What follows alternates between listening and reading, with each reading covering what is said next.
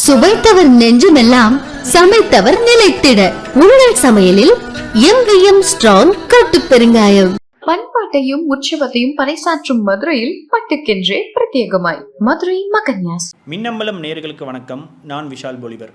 இந்தியாவினுடைய முக்கியமான பத்திரிகையாளரும் NDTV தொலைக்காட்சியினுடைய நிறுவனருமான பிரணவ் ராய் மற்றும் அவருடைய மனைவி ராதிகா ராய், இவங்க 2 பேர் மேலேயுமே 2017ஆம் ஆண்டு CBI ஒரு வழக்கை பதிவு செஞ்சாங்க. அந்த வழக்கு கிட்டத்தட்ட 7 ஆண்டுகளாக நடந்துட்டு இருந்த சூழலில் இறுதியாக அவர்கள் மீது எந்த விதமான குற்றச்சாட்டுகளும் இல்லை, இந்த குற்றச்சாட்டுக்கு எந்தவித முகாந்திரமும் இல்லை, அவங்களுக்கு எதிராக எந்த விதமான ஆதாரமும் இல்லை அப்படின்றத அவங்க தெளிவாக சொல்லிட்டாங்க. ஆனால் இந்த 7 ஆண்டுகளை நம்ம பார்க்கும் பொழுது பிரணவ் ராய் அவர்களாக இருக்கட்டும் அல்லது ராதிகா ராய், இவங்க 2 பேருமே மிகப்பெரிய அளவுக்கு துன்புறுத்தப்பட்டிருக்காங்க. எந்த அளவுக்கு நம்ம பார்க்கும் பொழுது 2022 CBI இவங்களை 20 முறைக்கு மேலே விசாரணைக்காக அழைச்சிருந்தாங்க.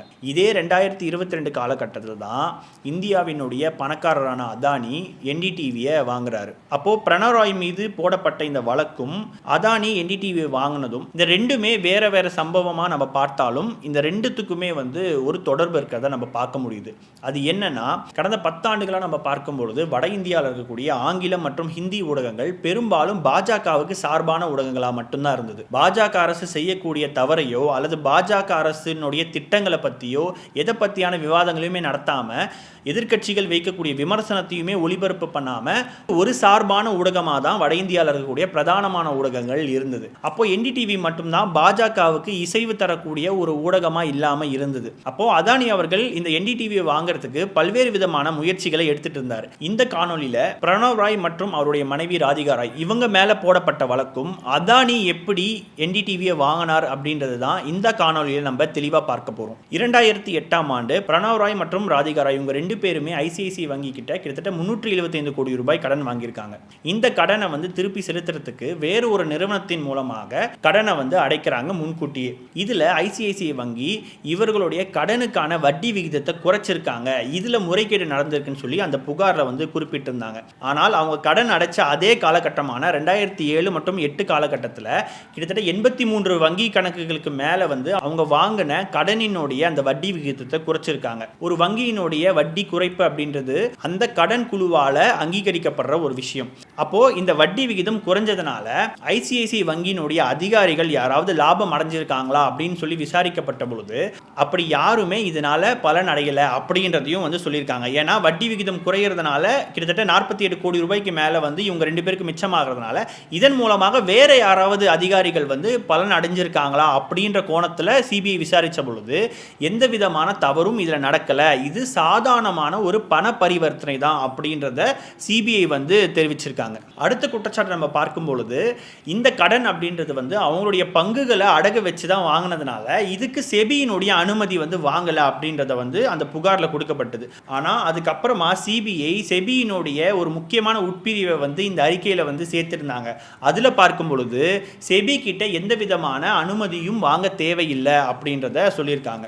அடுத்த குற்றச்சாட்டு நம்ம பார்க்கும் பொழுது NDTV நிறுவனத்தினுடைய பங்குகளை அடகு வைக்கிறதுக்கு மத்திய தகவல் மற்றும் ஒலிபரப்பு அமைச்சகத்துடைய அனுமதி பெற தவறிட்டாங்க அப்படின்ற ஒரு குற்றச்சாட்டையும் சொல்லியிருந்தாங்க.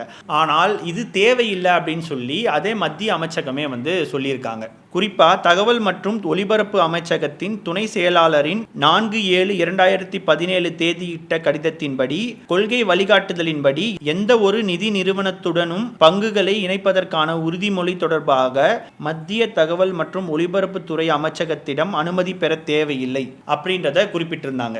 இறுதியாக இந்த பரிவர்த்தனையில RBI அந்த வழிகாட்டுதல்ல ஏதாவது குளறுபடிகள் நடந்திருக்கா அப்படின்னு நம்ம பார்க்கும் பொழுது RBI 30க்கும் மேற்பட்ட வழக்குகள் மற்றும் RBI உட்பிரிவுகளை நம்ம பார்க்கும் பொழுது இதுல எந்த விதமான முறைகேடுகளும் நடக்கல அப்படின்னு சொல்லி CBI அதுல அறிக்கையை சமர்ப்பிச்சிட்டாங்க. அப்போ மொத்தத்தில் இந்த வழக்கை நம்ம பார்க்கும் பொழுது பிரணவ் ராய் அவர்களோ அல்லது ராதிகா ராய் அவர்களோ எந்த விதமான தவறுகள் செய்யல, இதுல எந்த விதமான சட்டமீறல்களும் இல்லை அப்படின்னு சொல்லிட்டு ஒரு கிளீன் ஷீட்டை கொடுத்துட்டாங்க. இப்போ அதானி எப்படி இந்த NDTVயை வாங்குறார் அப்படின்றத நம்ம முக்கியமா பார்க்க வேண்டியதா இருக்கு. குறிப்பா இந்த வழக்குக்கும் அதானி இந்த நிறுவனத்தை வாங்குறதுக்கும் ஒரு தொடர்பு இருக்கிறதுன்னு நம்ம சொல்லியிருந்தோம் இல்லையா?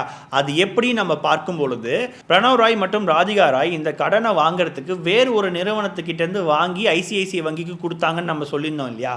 அந்த வேறு ஒரு நிறுவனம் எது அப்படின்னு நம்ம பார்க்கும் பொழுது விஸ்வ பிரதான் கமர்ஷியல் பிரைவேட் லிமிடெட். இந்த நிறுவனத்துக்கிட்ட பிரணவ் ராய் மற்றும் ராதிகா ராயினுடைய நிறுவனமான RRPR நிறுவனத்தின் மூலமாக VCPL அப்படின்ற ஒரு நிறுவனத்துக்கிட்ட கிட்டத்தட்ட 403 கோடி ரூபாய் வந்து கடன் வாங்குறாங்க. இந்த கடனை 10 ஆண்டுகளுக்குள்ள நாங்கள் செலுத்திடுறோம் அப்படின்ற ஒரு உறுதியை வந்து கொடுத்துருந்தாங்க.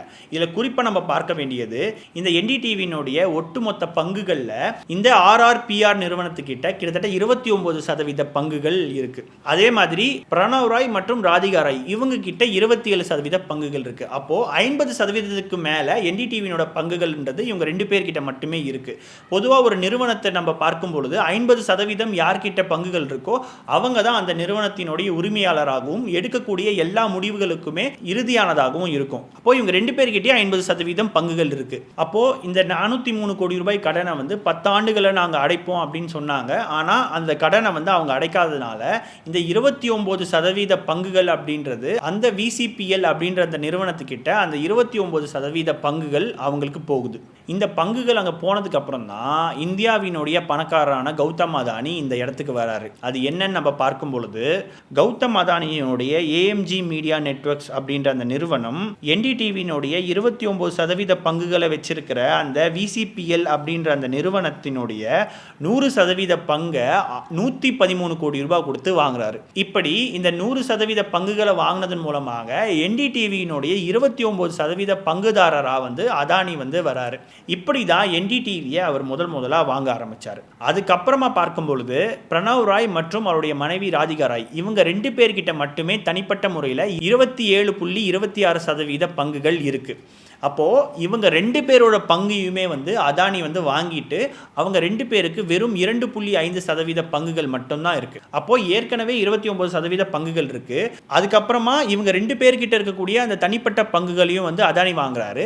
இதன் மூலமாக கிட்டத்தட்ட 50%க்கு மேலே கௌதம் அதானியினுடைய பங்கு வந்து NDTVயில் இருக்குது. எப்படி ட்விட்டரை வந்து எலான் மஸ்க் வாங்கி அமெரிக்காவினுடைய இந்த தேர்தலில் தீர்மானிக்கக்கூடிய ஒரு சக்தியாக மாறினாரோ அதே மாதிரி தான் NDTVயையும் வந்து கௌதம் அதானி வாங்கி இந்தியாவில் வேற எந்த ஊடகமுமே மோடி அவர்களுக்கு எதிராகவோ மோடி அரசுக்கு எதிராக எந்த விதமான குற்றச்சாட்டுகளையும் சொல்ல முடியாத அளவுக்கு தான் இந்த 10 ஆண்டுகளில் வந்து நம்ம பார்க்கிறோம்.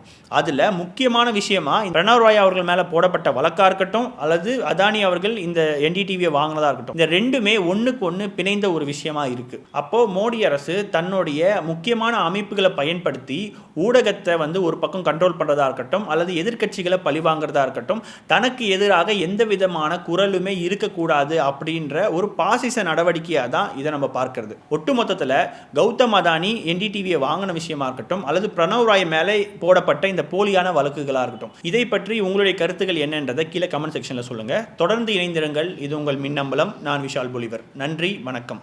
சுவைத்தவர் நெஞ்சுமெல்லாம் சமைத்தவர் நிலைத்திட உங்கள் சமையலில் எங்கேயும் ஸ்ட்ராங் கட்டு பெருங்காயம்.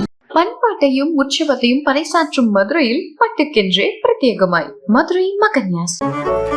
மின்னம்பலம்.com தமிழின் முதல் மொபைல் பத்திரிகை.